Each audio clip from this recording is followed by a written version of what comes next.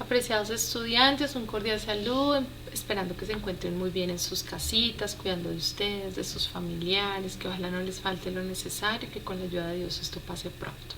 Les preparé una clasecita para aclarar dudas sobre los dos talleres que he dejado en la página del colegio, para que también pues facilite su comprensión y para que podamos también seguir avanzando en las temáticas que vamos a abordar más adelante. Entonces la temática principal aquí es materia y sus propiedades. Entonces recordemos, materia es todo aquello que ocupa un espacio, es decir, que tiene un volumen y tiene masa, tiene dos grupos de propiedades, las propiedades generales y las propiedades específicas. A las propiedades generales también se les conoce como propiedades extrínsecas porque dependen de la cantidad de materia que presenta el cuerpo. A las propiedades específicas se les conoce como propiedades intrínsecas porque no dependen de la cantidad de materia. Dentro de las propiedades generales encontramos la masa, el volumen, el peso, la dureza, la inercia, entre otras. Dentro de las propiedades específicas encontramos dos grupos, las propiedades físicas y las químicas. En las propiedades físicas está la densidad, el punto de fusión, punto de ebullición, solubilidad, propiedades organolépticas, estado físico, entre otros. Dentro de las propiedades químicas tenemos la oxidación, la fermentación, la combustión, la putrefacción, entre otras. Dentro de las propiedades generales que encontramos son todas aquellas que son comunes a todos los cuerpos, pero se les llama generales básicamente porque no permiten diferenciar una sustancia de otra. Aquí encontramos la masa, que hace referencia a la cantidad de materia que posee un cuerpo. Las unidades más empleadas son el gramo, el kilogramo, pero también tenemos la libra, la tonelada, la arroba, el miligramo. ¿Con qué se mide? Con una balanza. Entonces necesitamos un instrumento para poder medirlo. Aquí viene la primera situación problema, muy parecida a la del primer taller, donde dice calcula la masa de 300 mililitros de leche, la cual debe ser medida en una probeta. La masa de la probeta vacía es de 200 gramos, la masa de la probeta con la leche es de 530 gramos. Cuando vamos a medir la masa de los líquidos debemos hacerlo en un recipiente, pero ese recipiente también tiene su propia masa. Entonces lo prudente es medir la masa del recipiente vacío, luego medirla con la sustancia y luego sacar la diferencia para hallar solamente la masa de la sustancia líquida, que en este caso sería 530 gramos menos 200 gramos y me da un valor de 330 gramos. El volumen hace referencia al espacio que ocupa un cuerpo. Tenemos dos grupos de unidades principales, las unidades de volumen como tal que se identifican al medir las tres dimensiones del cuerpo, o las de capacidad, donde básicamente hace referencia a un recipiente que tiene la capacidad de contener una sustancia dentro, y allí entonces hablamos de litro, de mililitro, de centilitro, de microlitro, entre otros. ¿Cómo se calcula el volumen? Ahí hay que tener en cuenta el estado físico de las sustancias. Entonces, para las sustancias líquidas se emplea el material volumétrico, aquí tenemos una probeta, un vaso de precipitado, pipetas, buretas, balones aforados o matraz aforado, que son ejemplos de material volumétrico. ¿Qué es el material volumétrico? Cualquier material que tenga marcaciones que me permitan medir el volumen, ¿sí? Para las sustancias en estado gaseoso también se utiliza material volumétrico, pero que obviamente puede hacer sellarse o cerrarse para poder contener la muestra allá adentro. En el caso de las sustancias en estado sólido hay dos métodos para hallar el volumen dependiendo de las características del cuerpo. Si es un sólido regular, es decir, que tenga una forma geométricamente definida, por decirlo de esta manera, como un cubo, un prisma, un cilindro, una pirámide, un cono, una esfera. En cada uno de estos casos, cada figura geométrica tiene su propia ecuación para calcular volumen. Entonces, si el cuerpo sólido tiene forma de prisma, debo medir los tres lados y multiplicarlos para hallar el volumen. Si es un cubo que mide por todos los lados lo mismo, entonces tomo el valor de uno de sus lados y lo elevo a la 3, y así sucesivamente cada una de las formas geométricas tiene su propia ecuación para calcular volumen. Si el sólido es irregular, es decir, no tiene una forma definida, entonces se emplea el método por diferencia, que consiste en tomar un material volumétrico, colocarle agua a un volumen que yo conozca, luego introducir el cuerpo.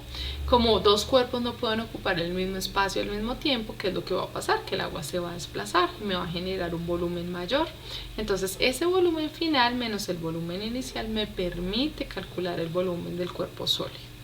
Entonces aquí, por ejemplo, tenemos un volumen final de 26 mililitros, un inicial de 22, por lo tanto 26 menos 22 me da 4 mililitros, que corresponde al volumen de la roca. Aquí tenemos otro ejemplo muy parecido también con una roca, un volumen inicial de 13 mililitros, un volumen final de 19 mililitros, Por lo tanto, el volumen de la roca es 19 mililitros menos 13 mililitros, 6 mililitros. El peso es la fuerza con la que es atraído un cuerpo por acción de la gravedad. Todos los cuerpos tienen peso si se encuentran en un lugar donde haya gravedad. Entonces, ¿quiénes o qué cuerpos o qué elementos tienen gravedad? Todos los cuerpos celestes tienen gravedad, que dependen principalmente de su masa. Entre más masa tenga el cuerpo, mayor va a ser su gravedad. ¿Sí? También tiene que ver con el tamaño, entonces aquí lo podemos ver. La Tierra tiene una mayor gravedad que la Luna, pero ambos cuerpos celestes tienen su gravedad. En el caso de la Tierra es de 9,8 metros sobre segundo al cuadrado, en el caso de la Luna es de 1,6 metros sobre segundo al cuadrado. Las unidades más empleadas para calcular el peso son los newtons. Se emplea un instrumento que se llama dinamómetro, pero también se puede calcular el peso por ecuación al multiplicar la masa por la fuerza de gravedad. Y aquí tenemos un ejemplo. Entonces tenemos a este individuo que tiene una masa de 56 kilogramos.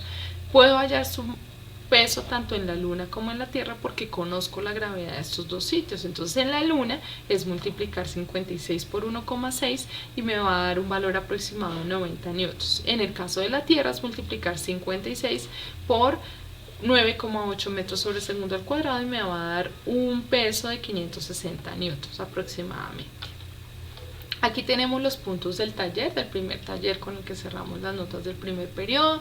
Si de pronto alguno no lo pudo resolver, no me lo pudo enviar, pues téngalo ya archivadito en el cuaderno, que cuando retornemos de esta contingencia, pues yo se lo reviso. Entonces en el primer punto tenemos que marcar el volumen de cada una de las probetas, teniendo en cuenta que aquí cada marcación o cada linecita hace referencia a 2 mililitros. Entonces, por ejemplo, en esta última el volumen es de 24 mililitros. Aquí claramente en la del centro es de 20 mililitros y en la primera es de 38 mililitros.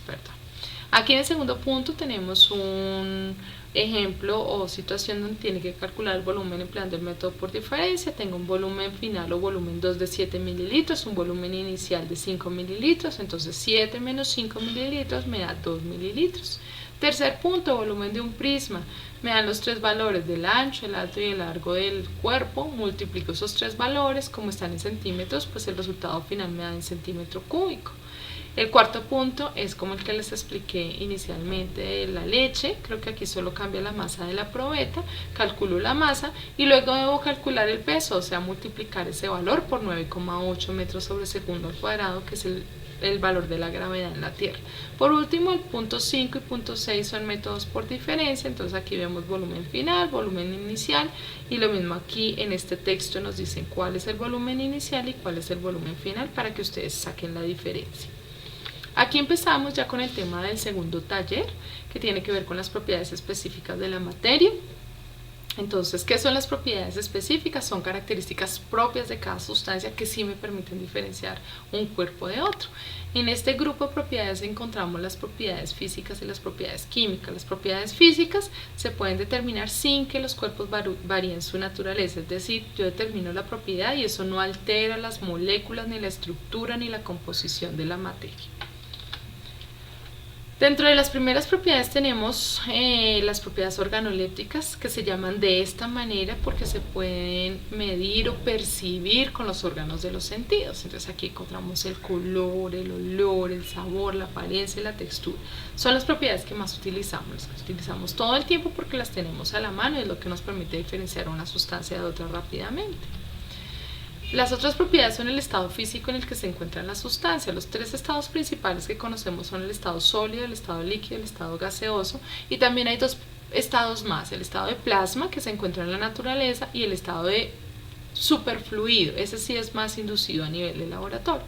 ¿De qué depende que una sustancia se encuentre en cualquiera de los estados? Depende de la temperatura, pero particularmente de la energía que contengan sus partículas. Entre más baja energía tengan, la probabilidad del estado en el que se encuentra esa sustancia sólido, entre más alta energía que tenga, pues vamos a encontrarlo en estado de plasma.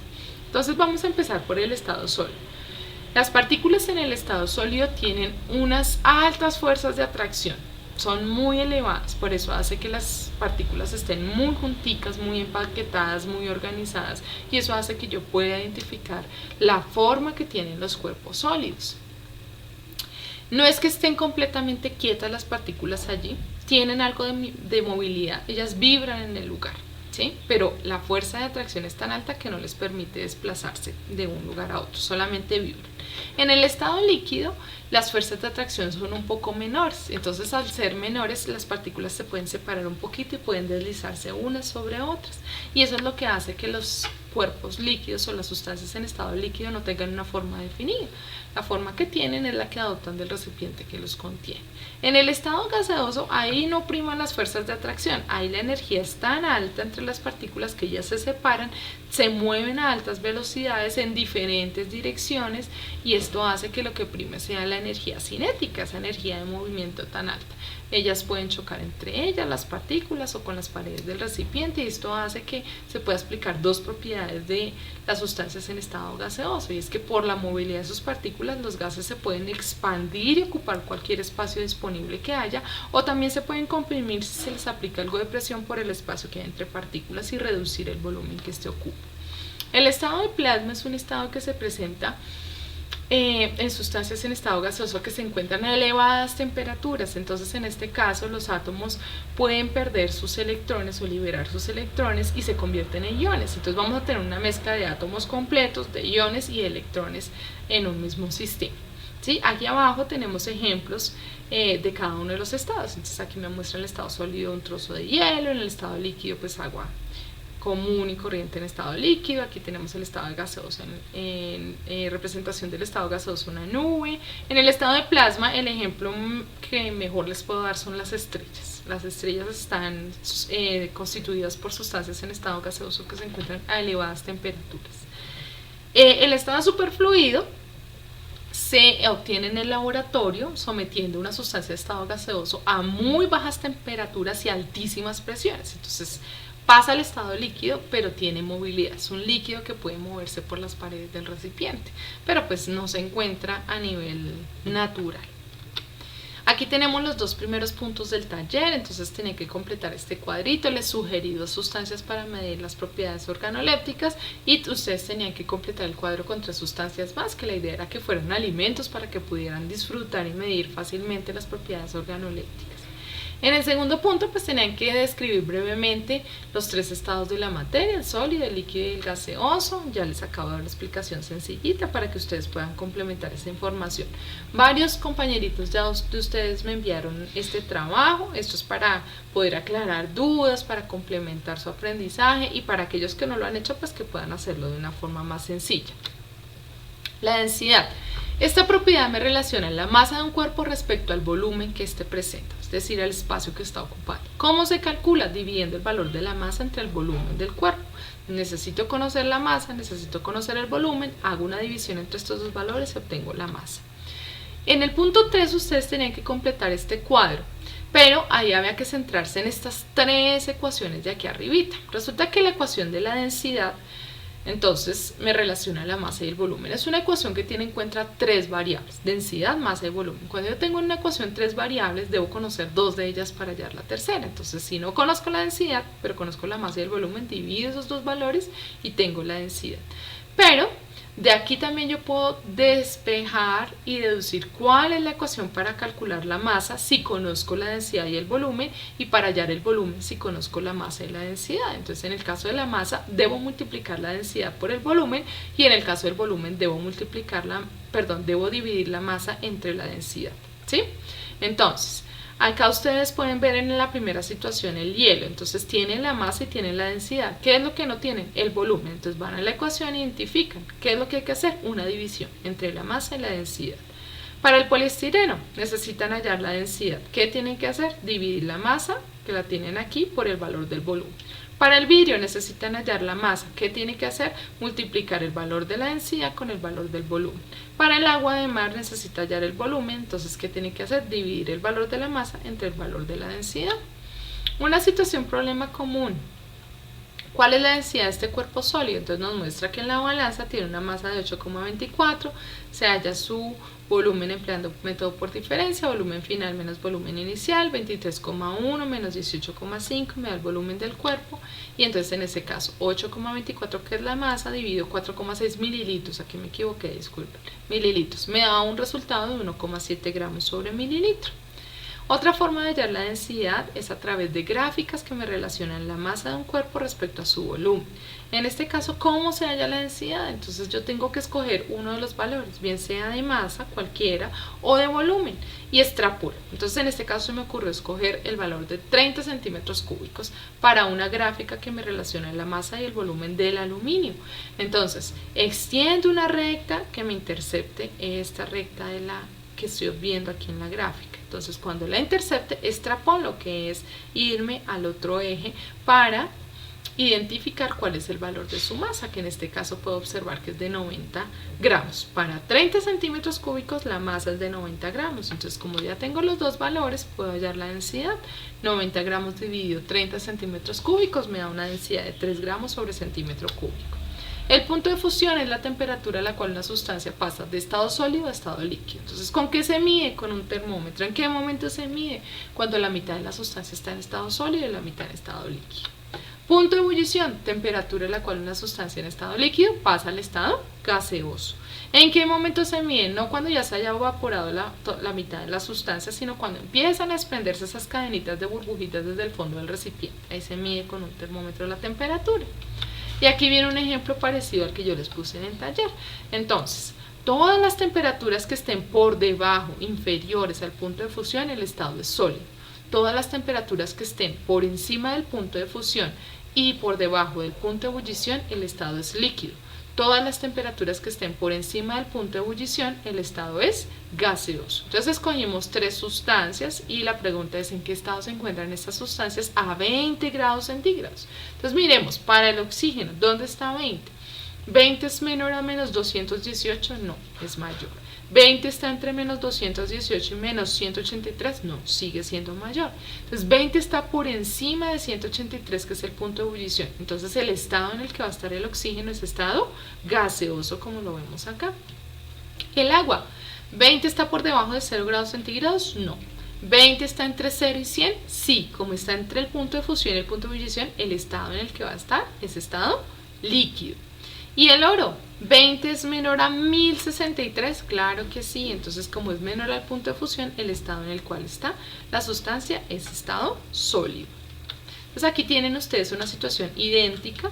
Les pregunto cuál es el estado en el cual están las sustancias a 20 grados centígrados. La idea es que aquí al frente me escriban si está en estado líquido, sólido, gaseoso, identificando dónde está esos 20 grados centígrados. Si por debajo del punto de fusión, entre el punto de fusión y el punto de ebullición, o por encima del punto de ebullición.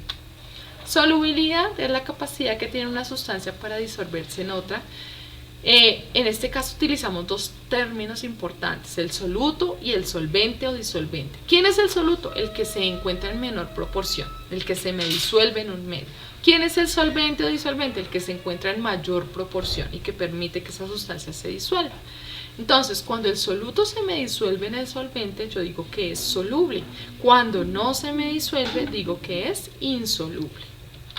Y aquí vienen los últimos dos puntos del taller. Entonces tengo un ejemplo, mezcla de sal y agua. Entonces puse sal en soluto porque es la que se encuentra en menor cantidad. Solvente puse agua porque es la que se encuentra en mayor cantidad. Si yo agito esa mezcla, se me va a disolver la sal dentro del agua y me va a dar una solución transparente donde no identifico sus componentes. Entonces yo digo que esa sustancia es soluble. Les sugerí estas sustancias esperando que las tengan en casita. Si no las tienen todas, pues no hay problema. Con lo que lo puedan hacer, hacen el ejercicio teniendo en cuenta que a quienes van a escribir en soluto, a los que estén en menor proporción, solvente a los que estén en mayor proporción. Y por último, me van a decir si es soluble o insoluble. Entonces agitan bien esas mezclas, si se disuelve es soluble, si no se disuelve y me genera capas, entonces es insoluble, y hacen los respectivos dibujos. Y por último, pues ya es como un recorderis de todo lo que hemos visto diligenciando este crucigrama. Por último, ya para cerrar, entonces tenemos las propiedades químicas, que también son propiedades muy particulares de las sustancias y que tienen que ver con los átomos que están presentes en las moléculas que constituyen los cuerpos. Entonces una propiedad es la oxidación. Entonces aquí tenemos el ejemplo común de la manzana, que si la partimos y la dejamos expuesta al aire se nos pone negra, como más amarilla, entonces decimos se oxidó la manzana. ¿Por qué ocurre esto? porque las moléculas que hacen parte o que constituyen esa manzana reaccionan con el oxígeno del aire y forman un óxido y hace que cambie esa coloración. Lo mismo pasa cuando los tornillitos de hierro están expuestos al ambiente. Entonces ese hierro reacciona con el oxígeno que hay en el ambiente y forma esa capa como amarillenta porque forma el óxido de hierro, ¿sí?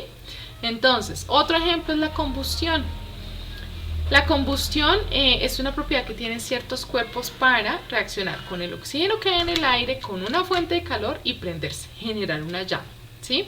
Todos los cuerpos no tienen esa propiedad. Entonces, un trozo de madera sí puede entrar en combustión, pero un trozo de aluminio muy probablemente no. Entonces, son propiedades muy particulares. Entonces, aquí en el ejemplo de oxidación, la manzana se oxida, la puntilla, el tornillo se puede oxidar, pero si yo dejo un trozo de plástico expuesto al ambiente durante mucho tiempo, pues no se va a oxidar porque no tiene esa propiedad, entonces son muy específicos. La del centro, que tiene que ver con el pH, hace referencia a las sustancias ácidas y básicas o hidróxidos. Esto lo vamos a ver en noveno y también en décimo, porque tiene que ver con unos átomos especiales que hacen parte de esas moléculas que cuando están en medio acuoso, es decir, combinados con agua, se liberan al medio y le dan unas propiedades particulares a estas sustancias, bien sea de ácidos o de bases. Ya con esto pues terminamos el tema de propiedades de la materia. Espero pues les haya ampliado la información, les haya aclarado dudas. Aspectos a tener en cuenta: el taller de propiedades específicas pues se encuentra en la página del colegio. Una vez lo resuelvan me envían las foticos al correo personal. Quiero dar claridad y tranquilidad a los chicos que de pronto no tengan las condiciones ni económicas ni físicas de poder acceder al internet. Si pueden ir adelantando el trabajo en el cuadernito, bien pueden hacerlo, y si no me lo pueden enviar, pues tranquilos que cuando volvamos a retornar de la contingencia pues yo les reviso su trabajo. Lo importante es que lo vayan adelantando para que no queden tan atrasados. Quienes presentaron desempeño bajo en el primer periodo, yo les notifiqué a sus directores de curso para que se contactaran con ustedes. La nivelación también está ahí en la página del colegio, entonces cuando puedan hacérmela llegar, bienvenido sea. Si no les es posible, lo mismo, la desarrollan, la tienen listica y me la muestran cuando retornemos al colegio. Y por último, como ya arrancamos como con las temáticas del segundo periodo, entonces quiero pedirles el favor que transcriban en su cuaderno los criterios de evaluación y autoevaluación. No tienen que copiar toda la rúbrica, solamente los criterios de evaluación y de autoevaluación, porque aquí la idea es que ustedes vayan consignando las valoraciones que yo les voy notificando una vez recibo sus correos. Entonces este primer taller tenía 2 notas. Los primeros 3 puntos es la primera nota y los otros 3 puntos son la segunda nota. De aquí en adelante vienen el taller de clases de la materia, de tabla periódica, de enlace químico. Les comento que los talleres de aquí en adelante van a ir por área. Entonces van a encontrar un taller de ciencias naturales y ahí van a encontrar el componente de biología, de física y de química, los 3, para que pues tampoco se vuelva un trabajo como tan denso ni sean tantos talleres, pero pues igual las 3 profesoras vamos a revisar y cada una va a evaluar su componente. Entonces, ¿qué es lo que voy a tratar de hacer? Que cuando enviemos los talleres también vaya una clasecita así, un videito grabadito de estos para poderles dar claridad, para poder explicarles el tema y que pues sea más sencillo la resolución del taller. Voy a mirar si puedo hacer una evaluación. Me gustaría mirar la posibilidad, ojalá con los que se pueda, hacer una clase por Classroom y poderles hacer una evaluación desde esta plataforma. Yo les iré comentando. Y aquí están los criterios de autoevaluación que tendremos en cuenta al final del periodo. Entonces ya con eso pues damos finalizada esta clase. Muchas gracias por su atención. Cuídense mucho y que Dios los acompañe en todo. Hasta luego.